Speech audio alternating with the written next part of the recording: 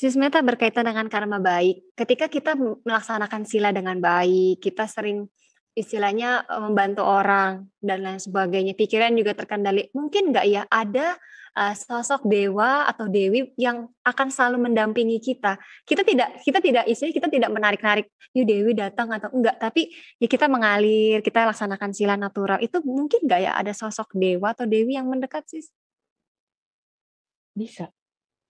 Bisa juga menolong. Misalnya ketika kita ada kesulitan dalam seperti musibah atau apa, dia bisa menjaga kita nggak sis? Itu kalau berbarengan karma baik kita berbuah. Kalau Hmm. karma baik kita tidak berbuah, tidak ada dewa yang menolong satupun. Meskipun kita sudah melaksanakan dengan baik ya. Iya. Jadi kita mohon maaf ya, Mm-mm. minta ke dewa, minta ke kelenteng, minta ke wihara, minta kemanapun. Kalau karma baiknya belum matang dan kita tidak pernah menanam karma baik, dewa juga tidak akan membantu. Seperti itu ya. Tapi kalau misalkan kan dewa ini, dewa dewi itu kan tingkatannya banyak ya sis. Kalau misalnya ada 6 ya. Iya, Itu yang bisa menolong manusia itu dari tingkatan mana sis? Apakah semuanya atau gimana menurut sis Meta? dari mana aja bisa. Kalau pas kondisi karma baiknya berbuah. Dan Hmm. kita juga tidak luput dari ada koneksi ikatan karma dengan dewa tersebut.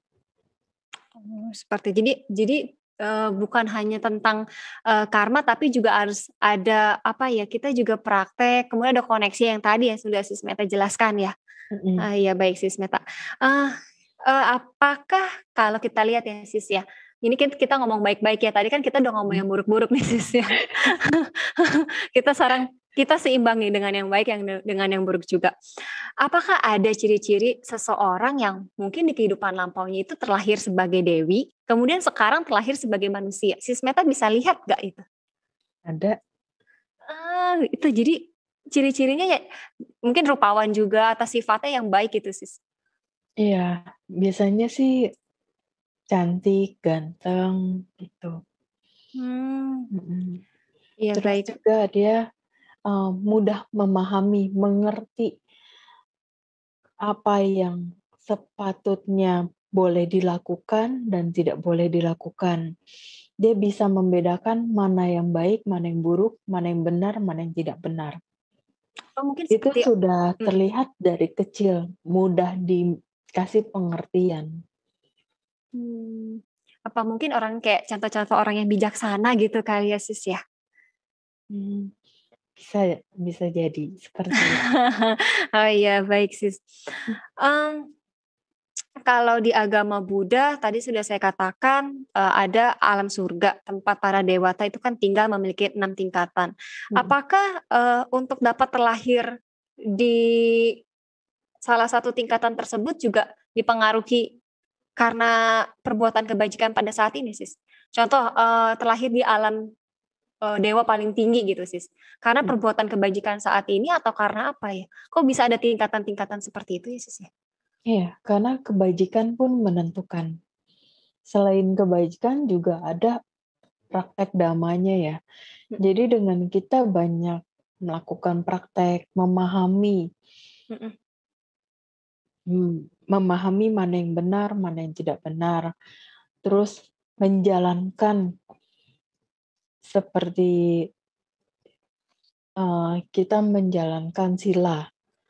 Nah, di dalam sila itu kan ada tidak boleh membunuh, mencuri, berbuat asusila, berucap yang tidak benar, sampai mabuk-mabukan. Kalau itu bisa dijalankan dengan baik, ya itu bisa ke alam yang lebih tinggi. Karena kalau yang orang itu hanya tahu, ya udahlah yang penting berbuat baik, yang penting jadi orang baik. Iya, banyak yang berpikir seperti Nah, itu, Sis. Mm-mm. itu cuma paling mentok di alam dewa Jatuh Maharajika. Alam dewa tingkat pertama Mm-mm. di situ. Kalau kita mau lanjut ke tahap-tahapan yang selanjutnya itu, praktekin Dhamma. Jalankan sila dengan baik, latih samadhi, meditasi dengan baik, objek yang benar gitu. Jangan objek yang ya tidak sesuai dengan objek yang dianjurkan, disarankan oleh Sang Buddha gitu. Karena Sang Buddha kan sudah membuktikan dari 40 macam objek tersebut. Kalau kita paling satu objek dengan latihan menyadari nafas keluar masuk aja itu masih sulit gitu kan. Jadi kita harus bertahap. Kita misalkan bisanya cinta kasih, ya udah objek cinta kasih. Kita bisanya fokusnya ke nafas, ya udah nafas. Ada juga objek warna. Ada juga objek mayat. Nah, kalau untuk objek-objek yang lainnya itu harus ada guru pembimbing yang tidak boleh sembarangan. Karena kalau sampai salah dalam menjalankan meditasi, itu bahaya. Bisa menjadi agak-agak error gitu. Terus mohon maaf mungkin lebih ke gila. Oh bisa sampai gila ya sis? Bisa, karena kan itu pikiran. Kalau kita salah pengajaran, salah praktek, bahaya. Jadi Karena kalau udah error, udah sampai ke titik di mana dia udah sulit disembuhkan, itu nggak gampang untuk narik dia balik ke kesadarannya yang sebenarnya. Jadi ketika seseorang ini ingin bermeditasi, sis, apa yang harus dilakukan pertama kali? Pertama ya baca parita ya, baca doa. Setelah kita baca parita, ya mungkin kalau nggak mau baca yang lengkap, bisa yang singkat kan. Udah baca yang singkat, baru meditasi. Baru kita bermeditasi setelahnya. Karena untuk menghindari gangguan-gangguan dari luar kan. Karena kadang ketika kita meditasi, kita lagi fokus dengan objek, itu makhluk-makhluk lain kadang ada yang datang, ada yang mendekat.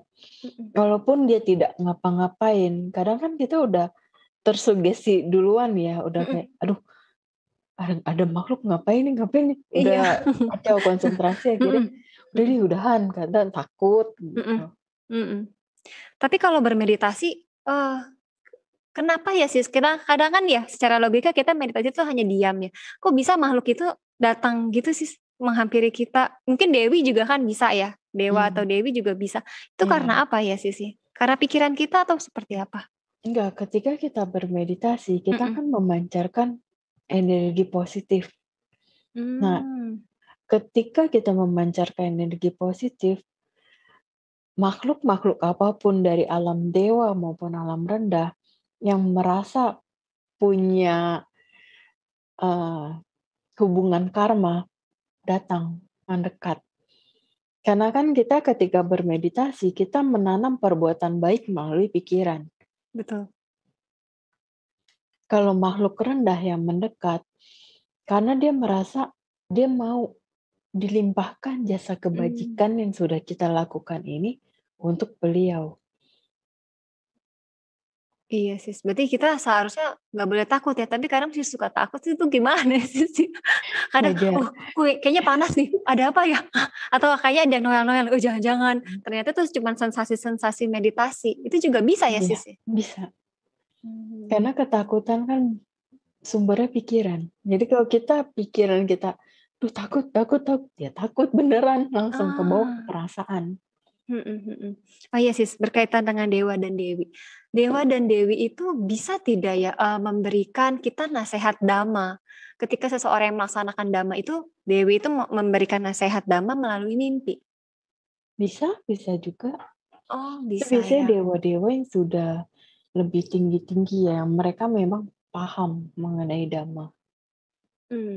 Jadi mereka menyampaikannya lewat mimpi. Terkadang kita tidak sadari, oh itu mah kayaknya cuma bunga tidur. Jadi ketika kita bermimpi seperti itu, apa yang harus kita lakukan sis? Ya kalau kita pada saat bangun kita masih bisa ingat, ya kita coba praktekin hal yang baik tersebut. Tapi kalau kita pas bangun lupa, ya udah yang penting kita nggak melakukan perbuatan buruk di hari itu dan seterusnya.